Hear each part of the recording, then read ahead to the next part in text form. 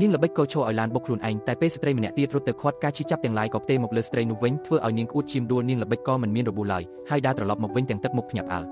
ទៅលើដីភ្លាមប៉ុន្តែនារីបោកប្រាស់នោះមិនមានរបួសសូម្បីតែបន្តិចហើយឈរនៅមុខនាងវិញធ្វើឲ្យនាងភ្ញាក់ផ្អើលយ៉ាងខ្លាំងនៅពេលនេះនារីបោកប្រាស់ឃើញនារីម្នាក់ពេលពិនិត្យឲ្យដិតដល់ក៏ដឹងវាបានបង្ហាញការពិតថានាងបានចងភ្ជាប់នឹងប្រព័ន្ធផ្លាស់ប្ដូរជីវិតមិនត្រឹមតែអាចដូរយកទ្រព្យសម្បត្តិស្ត្រីទេថែមទាំងអាចផ្ទេរការឈឺចាប់ទាំងអស់ទៅឲ្យស្ត្រីនោះវិញបានឃើញមិត្តប្រុសហប់ស្រីរកពីនោះនាងទើបដឹងថាពួកគេមានស្នេហាលួចលាក់យូរហើយនាងស្អប់គូស្នេហ៍ឈឺចាប់ខ្លាំងក៏សើចចំអកតែគ្មានសមត្ថភាពធ្វើអ្វីបានឡើយស្លាប់ដោយកំហឹងនិងសេចក្តីស្អប់ខ្លាំងពីស្នាដៃស្រីចិត្តអាក្រក់នាងភ្ញាក់ខ្លួនវិញរួចបានដឹងថានាងកើតសារជាថ្មីត្រឡប់ទៅពេលមុនដែរគេមិនទាន់ដណ្ដើមយកអ្វីទាំងអស់ពេលនេះស្រីមីយាកំពុងកាន់កិច្ចសន្យាឲ្យនាងចុះហត្ថលេខានាងនឹកឃើញថាកាលពីជាតិមុនពេលក្រុមហ៊ុនដែលនាងបានបង្កើតឈ្មោះលីវស៊ូឥឡូវបានក្លាយជាទ្រព្យរបស់ស្រីចិត្តអាក្រក់នាងត្រូវគេបណ្តេញចេញថែមទាំងជាប់បំណុលពីលានជំនួសស្រីម្នាក់នោះតាមពិតស្រីចិត្តអាក្រក់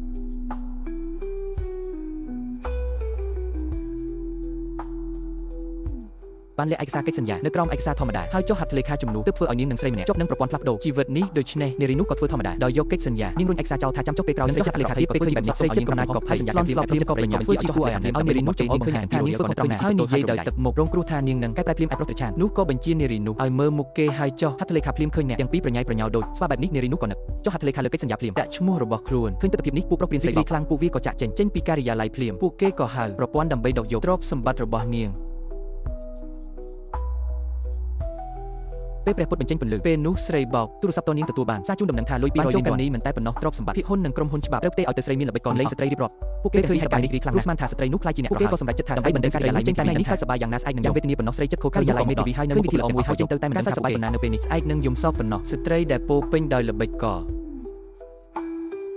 បានមកដល់ការិយាល័យមេធាវីដោយអួតអាងនៅមុខបុគ្គលិកទាំងអស់ហើយបង្ខំឲ្យនាងបោះកុងត្រាដាក់មុខហើយប្រាប់ដោយក្អេងក្អាងថានាងជាថៅកែរបស់ការិយាល័យមេធាវីបន្ទាប់មកនាងបង្ខំឲ្យស្ត្រីប្រមូលអីវ៉ាន់ចេញភ្លាមបុគ្គលិកដែលនៅទីនោះក៏ខឹងសម្បាជំនួសឲ្យចោទស្រីល្បិចកម្នាក់នេះគ្មានចិត្តធម៌សាពីមុននាងធ្លាប់ធ្វើឲ្យក្រុមហ៊ុនខាត់បងរហូតដល់50លានតែអ្នកស្រីមិនបានទីសំណងមួយរៀលពីនាងទេឥឡូវនាងហ៊ានតបស្នងគុណដោយទោសអញ្ចឹងសងជំងឺចិត្តតែឥឡូវនាងហ៊ានសងគុណដោយគំនុំក្រុមហ៊ុនមេធាវីដែលប្លន់យកទ្រព្យនាងគឺគ្មានមុនសកាឡើយតែនាងគុណិតអាក្រក់នោះបែរជាថាចង់សងគុណនាងក៏ខ្សែភ្នែកសង្ស័យរបស់នាងក៏យកដៃកេះអុចទៀនភ្លាមទៀតរួចភ្លាមនោះនៅចំពោះមុខការសម្លឹងមើលដ៏សង្ស័យរបស់អ្នករាល់គ្នារួចនាងយកដៃដាក់លើភ្លើងទៀនដុតឃើញនាងបានយកភ្លើងដុតមកដាក់ដៃខ្លួនឯងបុគ្គលិកភ័យខ្លាចហើយជឿថានាងឈួតតែមិននឹកស្មានថាមួយសន្ទុះទៀនគេជិននាងថាល្ងតែអ្នកណាដឹងថាភ្លាមនាងស្រីមិនមានរឿងអ្វីបន្តិចសោះតូចទៅវិញគឺនារីដែលនៅក្បែរស្រែកត្រហើមយ៉ាងខ្លាំងនាងល្មោក